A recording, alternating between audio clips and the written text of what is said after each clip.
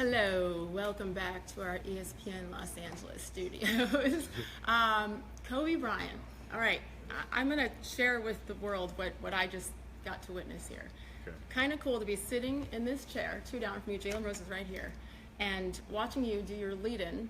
You read that teleprompter spectacularly, by the way. Thank you. Did you practice? A little bit. I hope so, right? Yeah. You nailed it. And then we rolled your piece, your baby, Canvas City. I was watching you watch your piece, and well, the grin has not left your face.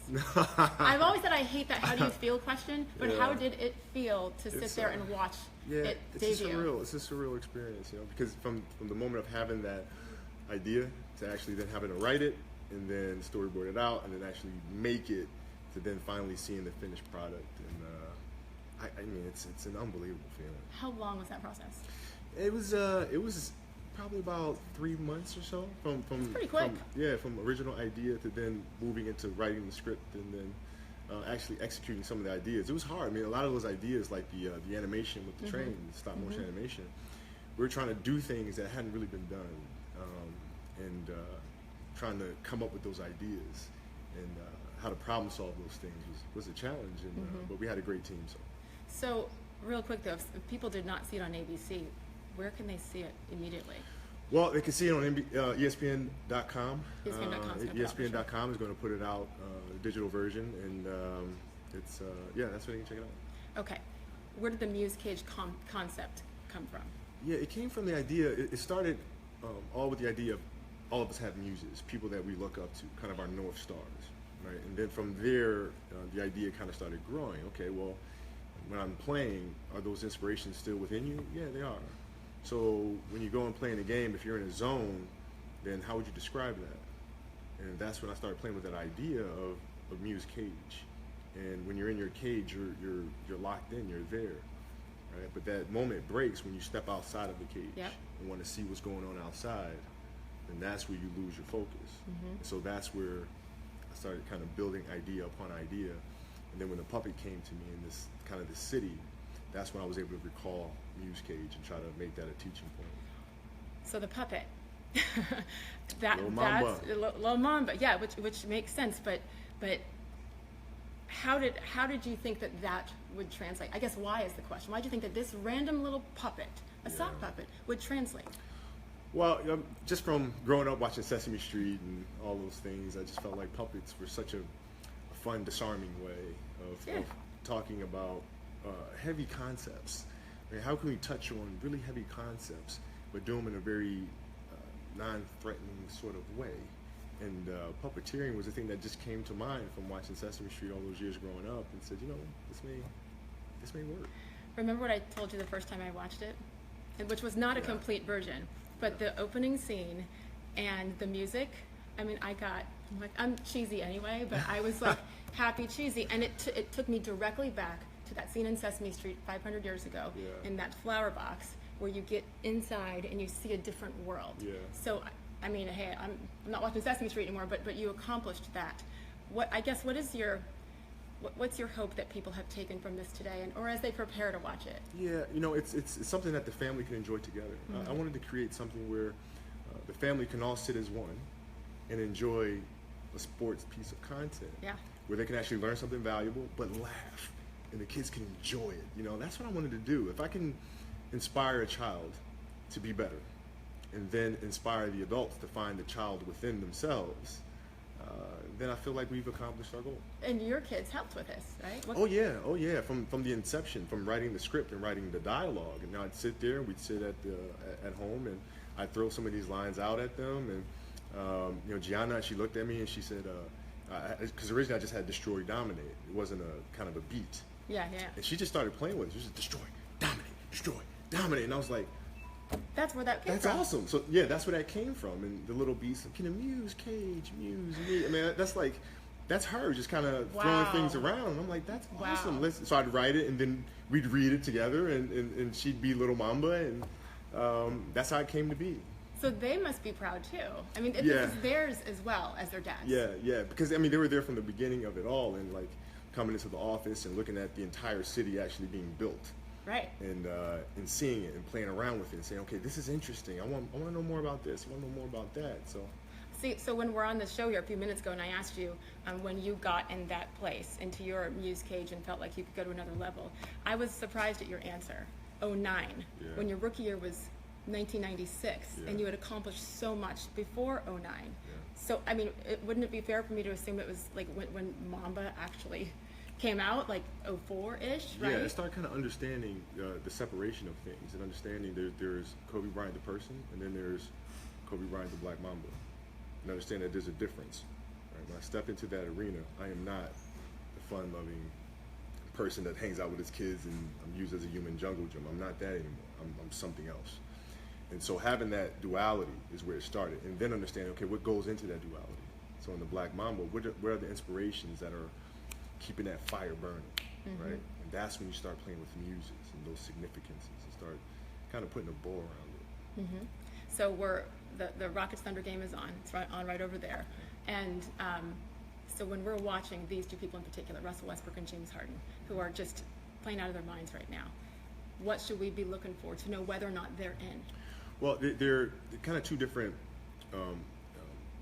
things with both of them. Like James is, what he's picked up is kind of the emotional movement, playing with the chip on his shoulder, right? Where he's not afraid to confront teammates and to get on them for messing things up, right? Or if they're slacking, he's going to get on them, right? Things that he did naturally was viewing the game, understanding the movement of the game. Russell is the opposite. Russell was challenging from day one, always going from day one. And for him, now you picked up the tactics of it, right? And how to break things down. And so that's what you'll see. Like in the piece, Little Mamba goes from understanding the emotions of it, but that's not enough. You also have to understand tactics, right? And that's what I'd look at looking at that game today with Harden and Russell. How are they using those two things to the team's benefit? And so at the end of the piece, it's great. So he's got his Thunder jersey, he's got his Harden beard. Oh, yeah. Like he was totally all in. Yeah. You have relationships with both of these guys? Yeah. So you saw that switch this summer with them.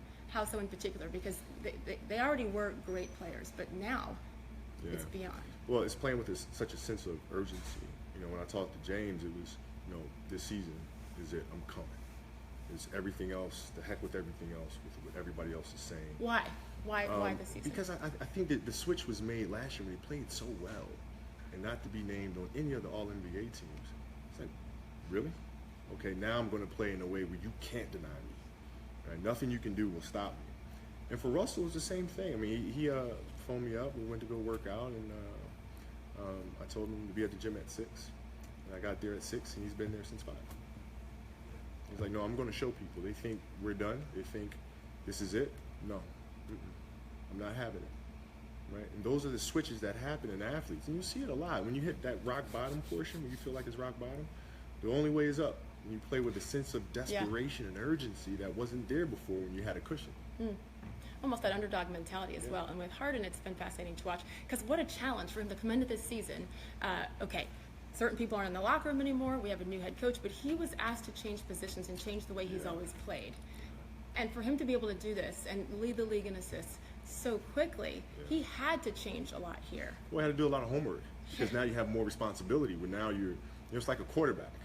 You have to make sure guys are in the right positions. You have to read defensive packages and understand where to position your teammates so that they can best be successful. If the defensive rotation is doing this, maybe your Ariza should be over here. If it's doing that, maybe I should position Lou Williams over here, Gordon, right? So you're always kind of tweaking things. But in order to do that, you have to do a great amount of homework. I think the beautiful part of this, one of the many cool parts, is that, yes, we're applying this to basketball right now. But it doesn't really matter what sport you're playing. Right. It doesn't matter if you're not even an athlete. And if you're an accountant and you haven't been fully committed to your craft, I mean, you have to get in that mindset, and it can translate across any platform. Yeah, it's inspiration is infinite, and no matter what field you're in, we're constantly searching. Curiosity is a very big word. Right? You're constantly curious because you're constantly looking for ways to do things better. How can I learn more? Where can I learn more? And the curiosity is really the first step. So no matter what you're doing, lawyer, dentist, doctor, basketball player, hockey, it doesn't matter. If you're constantly on that pursuit to better your best, you'll be just fine. You didn't answer the question on the show about MVP. Yeah. I mean, you don't. If you had No, a vote, I truly feel it has to be co-MVPs. I just, you can't possibly pick one from the season that they're having. I mean, we've never seen this before. I know. We've But never as a seen player, if you're one of those two guys, you're like, what do you mean co? Right? No, if you talk to them, and individually or independently, they'll acknowledge that the other one is having. Oh, for sure. Right. There's So respect. it's the fair thing to do would be that. But now I don't know I don't know what the voters would think or whatever. But we've just never seen two players have these kind of seasons. I don't think people would argue with it. I think as a competitor, if that's me, if I'm one of them, Sure. I want to share it, right? Well, yeah, that's understandable. Coming from you, you didn't want to. Right? I know it's understandable, but at the same time, you control what you can control. Yeah. Right? You played your heart out. You've done historical things, but so has the other player. Yes. Right. And you know so what? you kind of sometimes you got to tip your hat. But at the end of the day, the beautiful thing is that those two guys, yes, it's an award that they would love, but they don't care because that's once again it's about voting. Right. It's about other people. Right. They now, I think, knowing them both a little, realize that none of the periphery matters. It's here. Yeah, they focus on what they can control. And what they Yeah. can control is the game, and they control the big portion of it. They can score, rebound, assists, right? And so those are the things that I think matter the most to them. Is trying to get W's, trying to get that championship, and the other things, whatever comes. You seem very happy.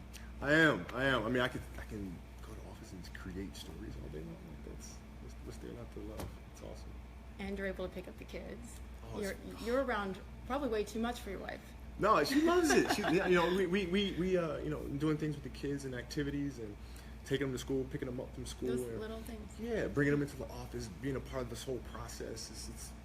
It's unbelievable. And it's cool for them, I would imagine, to be able to help you at work, where they couldn't help that much. Right. When you were working your other career. Right. I think they enjoy this I bet. profession much more. And by the way, did we repeat again who the voice was for all the Paige breakdown? O'Hara. How about that? Paige O'Hara, the original voice of Belle. I met her at the Annie Awards this year. We just so happened to sit next to each other, and she was telling me a story about how she's a big Kobe fan, a big Laker fan, and I'm just sitting there looking at her, and I'm just watching her lips move, and I'm just hearing her talk, and I'm just kind of like, excuse me, I just completely blacked out because all I heard was Belle. Yes. So you kind of got to give me a minute to get it together. And so when I thought about the crystal ball and having kind of a Muse fairy voice inside of that crystal ball, I immediately thought of her. I will admit that when you told me who it was, I was like, are you sure? What? Basketball, X's and O's, Belle. Yeah. And I love seeing, like, every time I bring it up to him, you get this cheesy grin because you love Disney and you love how it brings all these different worlds together. Well, it's a magical voice, and we're so used to hearing basketball analysis broken down at such a very professional way. Yeah. Right, as opposed to hearing a beautiful voice that's kind of narrating it, and so now it gives the breakdown a more sense of story. Telling a story, yeah. And she did a fantastic job. I mean, it was unbelievable. There's something that still gets me every time of hearing Belle say drop coverage. Gets me every time. Not what I would have expected to hear Belle say from Beauty and the Beast to yes. this, not at all. But again, I think the big lesson here is it doesn't matter what you're doing. We all have a potential that maybe we don't even know is out there, but we have to get there, and that is so much easier said than done to get in there. And it's okay to let negatives and hurtful things and anger drive you. I finally learned that that's not a bad thing. It's okay to embrace that. No, you use it. You can either have it affect you in a negative way, or you can push it to the side and ignore it, or you can use it as fuel, right? And every single day it's about getting better. That's all. Get a little bit better today. Next day, get a little bit better today, right? And you look up years from now and you have something that's absolutely beautiful, but you got to put the puzzle together piece by piece. It's scary to think if you had embraced it in 03, 04 versus 09, right? I mean, I know. Slacker. I know. I caught on a little late. Are we taking it any, or are we good, question-wise? One thing I wanted to touch on was Devin Booker is the first player to drop 70 since you dropped 81. Yes. We were talking about that a little bit earlier. Can you drop just a little bit of thoughts on that before we get out of here about the Celtics side and the Suns side? Well, I mean, I think just looking at the way that he did it, the spots on the floor, he was very methodical about where he was and what moves he was using. In terms of the philosophy of is that okay or is that not okay, and as a player, you just try to stop the other player. Right? You don't want them scoring 70 on you. At the same time, you're trying to win the game. So there's game within the game, and it's important to try to win both. Sure. Right, and the Celtics won the game. Booker won the individual matchup. But still, no, I mean, you got to play the game all the way around. Absolutely. It's not about, okay, this guy scored 70 and lost. You still had 70 dropped on you. And conversely, yeah, you scored 70, but you lost the game.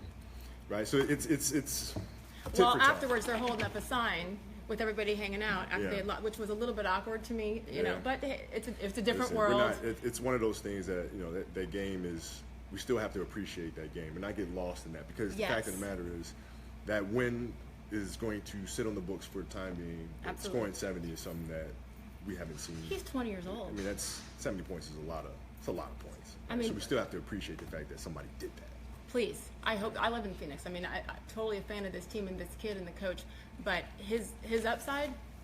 Yeah, the biggest thing though is that he said, I don't put limits on myself. I don't limit it. That gets lost in this whole banter of, is that okay? Is that not okay? Sure. No, listen what he said. I don't limit myself. Do you think you could score 70? Yeah, why not?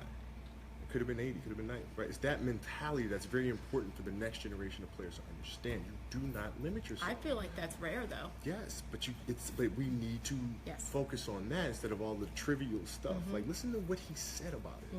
Right? At 20 years old. At 20. He is a baby. At 20. So that's awesome. If he can catch on to that earlier than I ever caught on to it, earlier than MJ ever caught on to it, it makes the game better as time goes on. You might want to send him the piece.